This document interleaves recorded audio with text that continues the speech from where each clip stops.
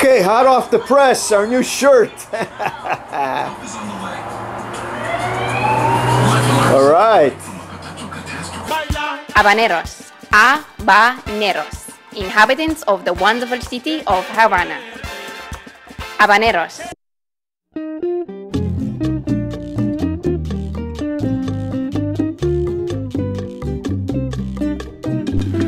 Okay, so this is why I decided to do Hackathon Havana #2. After my recent trip in Havana in September, it was my first time ever there. After living in Miami for about 25 years, meeting a lot of Cuban people here, always hearing, how bad and nasty Cuba was, etc., etc. Well, I went there to see for myself, and boy, was that an eye-opener. I had such an incredible vibe in Havana. The energy, the people, the resourcefulness. They're smart, they're happy, they're witty, and I decided that I'm going to do something for these people. And the only thing I could do is create something to make other people around the world aware of these incredible people in Cuba. So that's why I decided to do Hackathon Havana #2. And I want to thank you for being a part of it. And there's probably going to be many, many more hackathons because it's going to take a long time to get a decent connection in Cuba. Things are not going to move quickly like Americans are used to having things done boom, boom, boom. No, in Cuba things operate on what I call Havana time. It's mañana. There's no rush. It's going to be a slow, long process. But just recently, the government of Cuba announced that homes are going to start having high-band internet access. That's huge over there. That's going to be huge, but it's going to take a long time. It's going to be slow. But they are opening up Wi-Fi for more cafes, more restaurants. So this is a start, okay?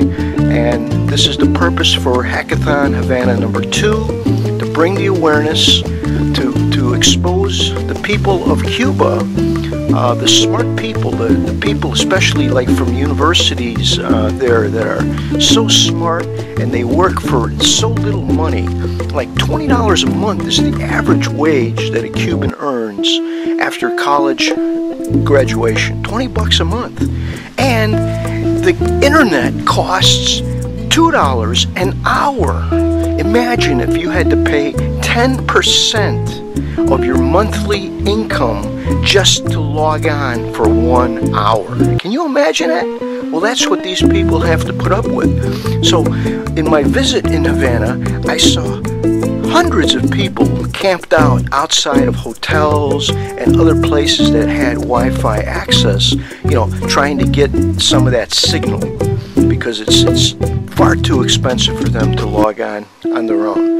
So anyway, that's it in a nutshell. We want to bring awareness. We want to try to set up things in Cuba. It's now legal. Obama has said it's legal now for U.S. businesses to set up shop there. So you can open a business in Cuba. You can have a bank account in Cuba. So I'm in Miami. I'm a half an hour away by flight. It takes actually longer to drive to the airport and get on the plane than the flight takes. You know how that goes. But I'm here, so if I can be of any assistance to your company in doing anything in Cuba as far as connecting you, finding you a place to stay, etc., etc., please feel free to contact me. I don't charge for these services. Well, if you're a company, of course, I'm going to charge you. But, if you're looking to make some connections over there or a place to stay, be my pleasure to help you and steer you in a good way. Okay, so thanks again for joining this hackathon. And let's see what happens. We got to go with the flow. And like the t-shirt says, okay? Hasta la sangre que hierve en mis arterias, hasta la sangre que hierve en mis arterias.